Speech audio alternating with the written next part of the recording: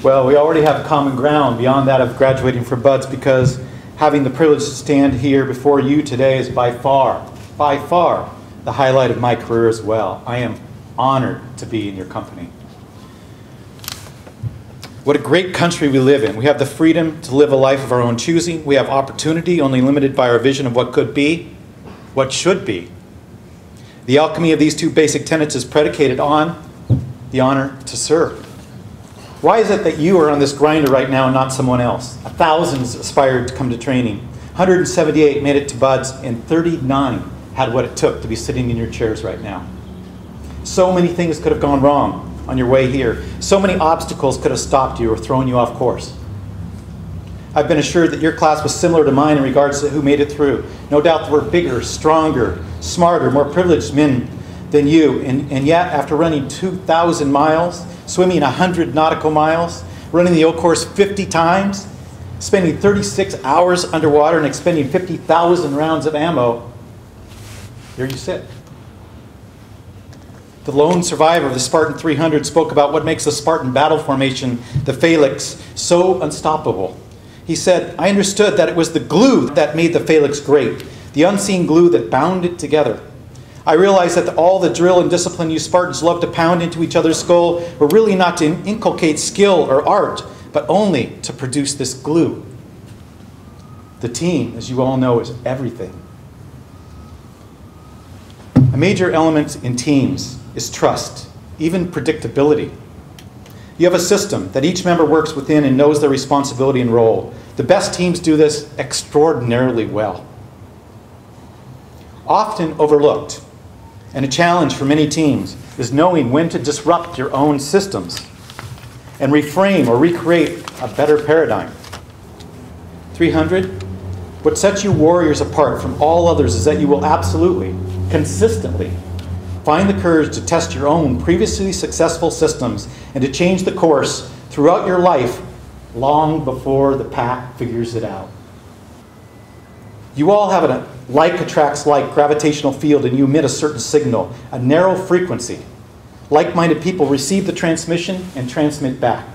Something extraordinary could happen. Something magnificent could occur somewhere, and half the people present would not know anything had happened. They just didn't have the bandwidth to receive the signal. So again, how is it that 39 out of the thousands who tried came to be here? Why, from so many, were so few able to tap into the frequency? I submit this. The signal is anchored by a commitment to a shared purpose, a dedication to liberty, the principle behind our democracy, and behind a purpose and a desire to find flow and participate in flow, that feeling of being in the zone. Flow is that state of peak performance where your strengths meet the challenge before you, and you immerse yourself completely in an activity. The challenge in front of you is high enough to force you to stretch your abilities to meet it, and as you do so, the challenge continues to increase in difficulty. There's some sort of feedback letting you know how you are doing, and you drop into a virtuous cycle. Push, learn, push further. In this state, time seems to stop. There is no ego. All extraneous feelings drop away. Hunger, fatigue, all gone. When you look back at these experiences, they fill your memory. They will become the most important, most meaningful moments in your life. And you will want to, you will need to experience that again and again.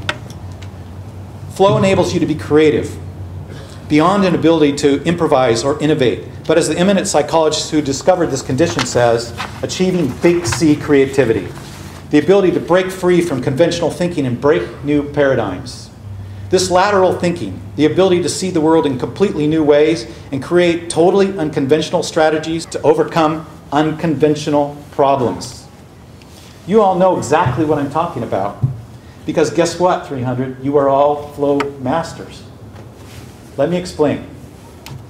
The original flow master, Mikhail Csikszentmihalyi, the famous psychologist, the chair of my dissertation committee, and my mentor, coined this term flow. He studied artists, Nobel Prize winners, athletes, poets, surgeons, philosophers, etc. And he found when these people did extraordinary things that no one had ever done before, broke the mold, they all experienced the conditions I just spoke of. What do they teach us here at Buds? When things do not go according to plan, even the escape and evasion E&E route goes bad, you have to be creative, think laterally, make things happen. There isn't a rule book. It hasn't been done before. I have more news for you, 300. This signal, this discovery of being able to use your strengths and disrupt business as usual, not only in the teams, but in life, will stay with you long after you are out of the teams. Csikszentmihalyi calls it this state being autotelic. Autotelic is defined by being intrinsically motivated, not seeking extrinsic rewards like power, money, title, no. But instead motivated entirely by the values and shared purpose you hold deeply inside of yourselves. I've mentioned before that flow requires feedback. To stay in the zone, you have to know that you're making progress in your goals. I'd like you all to think back to your parents, your teachers, and the many people who've influenced you. Men and women who either have pushed or inspired you to go past your limits. None of us would be who and what we are without these people who oftentimes see more of us than we do in ourselves. Many of these people are here today. Please give them a hand.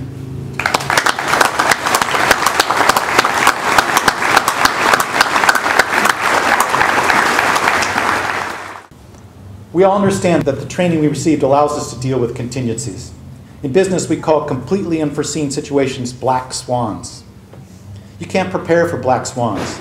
They are by their very nature unforeseeable. But you can prepare yourself to adapt, to be agile, so that when the black swan arrives, you can confidently deal with it. Sun Tzu says, victorious warriors win first and then go to war, while defeated warriors go to war first and then seek to win. But I also remember that situation dictates you always need the ability to pivot around the unforeseen black swan. I've applied these lessons in so many instances after the teams. In '95, I became president of Kelty, at that time the largest backpack company in the world. This was my first command. George Grabner, an ex-captain in the Marine Corps and a Harvard MBA, recruited me. The moment I met him, we had instant rapport through our shared values. I just knew that this was the right opportunity for me. First order of business was a strategic plan, patrol leader's order, just like the teams, competitors, strengths, weaknesses, equipment, personnel, etc.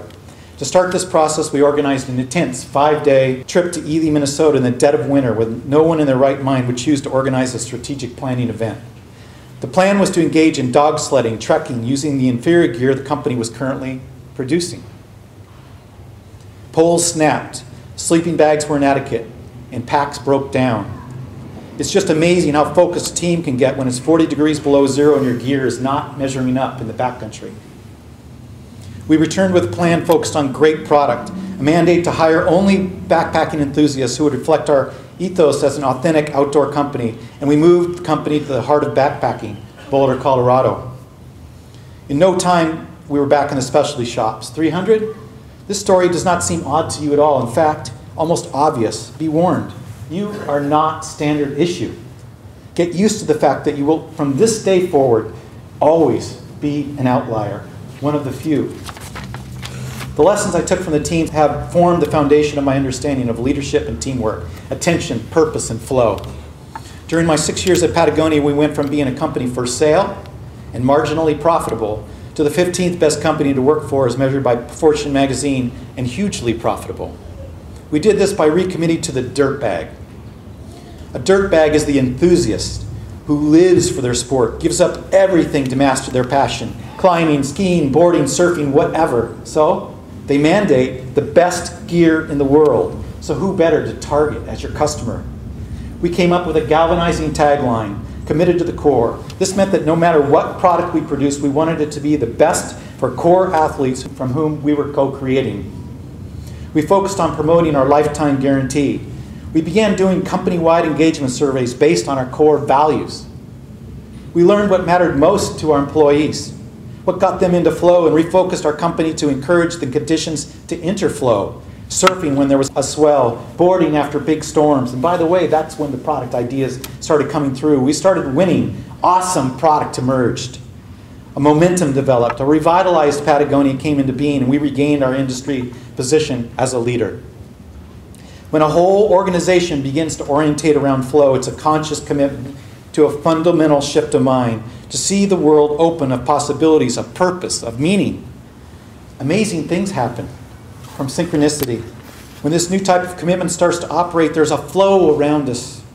Things just start to happen. We begin to see that with very small movements, at just the right time and place, all sorts of consequential actions are brought into being.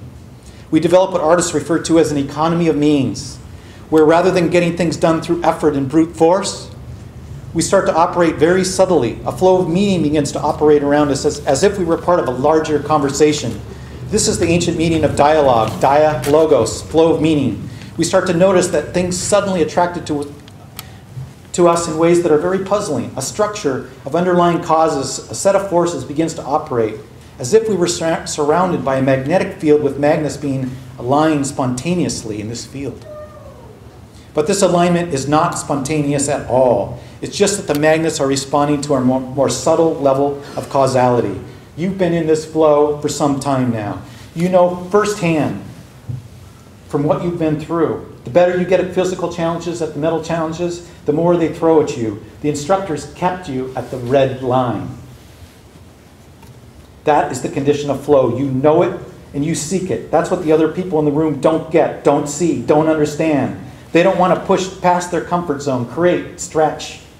Flow, once you have it, you are never going to let it up. You will find it for yourselves and you will find it for others. 300. Take a moment for reflection right now.